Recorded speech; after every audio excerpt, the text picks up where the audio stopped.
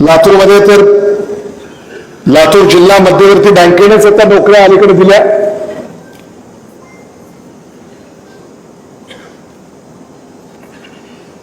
परीक्षा झाली, पेपर होता, पेपर फुटला नाही. आणि या सगळ्यामधल्या काळामध्ये अनेक लोक मला भेटले की जरा शिफारस करा म्हणून. मी म्हणलं परीक्षा दिली आहे का? हो म्हणजे दिली आहे.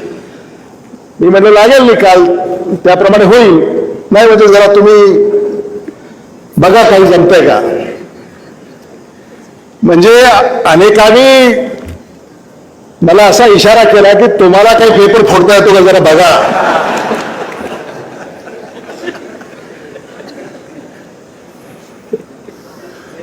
आता जो पेपर आदरणीय दिलीपराव देशमुख साहेबांनी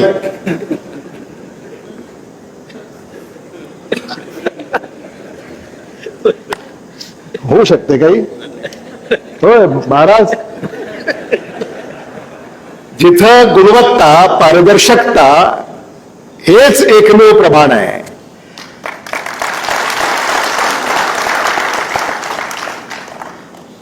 तिथं असं म्हणजे ज्याला वशिला म्हणतो आपण, वशिला,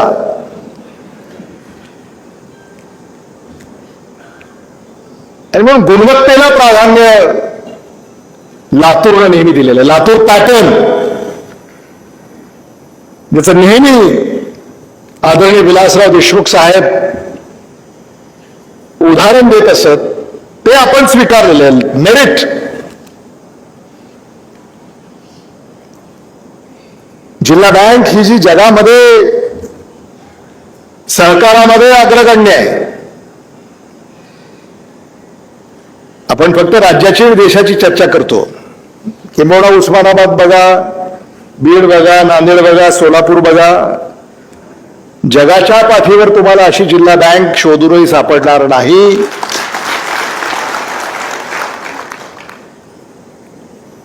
हे आपण समजून घेतलं पाहिजे. 0% व्याज दरानं 5 लाख रुपयापर्यंत कर्ज कुठं मिळतं?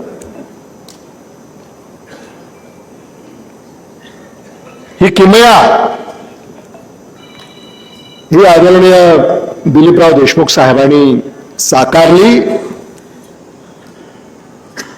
आणि हे काम आता लातूर जिल्हा मध्यवर्ती सहकारी बँकेचे अध्यक्ष धीरज देशमुख हे पुढे घेऊन जात आहेत. मला असं वाटतं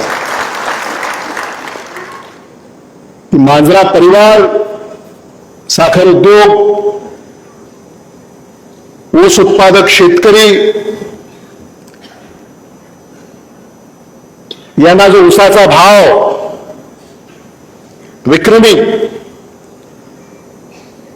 कारखाने देऊ शकतात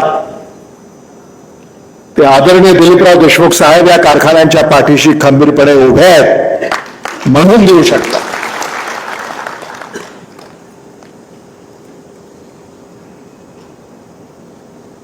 आणि धीरज यांनी एक नवा आलेख या जिल्हा बँकेचा निर्माण केलेला आहे. आता जिल्हा बँक आता पूर्वीची जिल्हा बँक आता तशी ती राहिलेली नाही. ती कात टाकली आहे जिल्हा बँकेनं.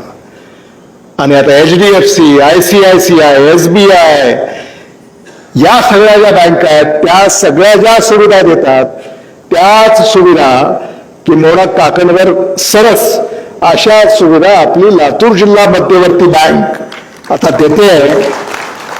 याचं सारं श्रेय धीरज देशमुखांना जातं. मला असं वाटतं की टाळ्याच्या गजरात आपण त्यांचं कौतुक केलं पाहिजे. कारण हे सारं तुमच्यासाठी चाललेलं आहे.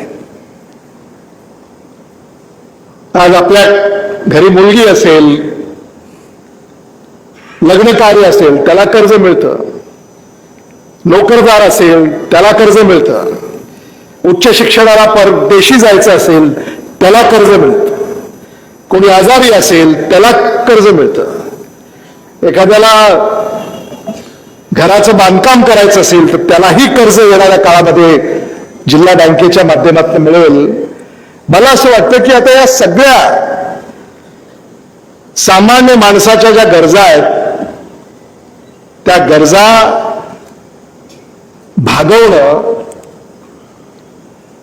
यासाठी जिल्हा बँक यांनी सातत्यानं पुढाकार घेतलाय. येणाऱ्या काळामध्ये जिल्हा बँकेच्या निवडणुका आहेत आणि मला खात्री आहे की जशा या सहकार्यातल्या निवडणुका बिनविरोध झाल्या तशा जिल्हा बँकेची निवडणूक सुद्धा बिनविरोध होईल. याबद्दल कोणाच्याही मनामध्ये शंका असायचं काही कारण आहे असं मला वाटत नाही.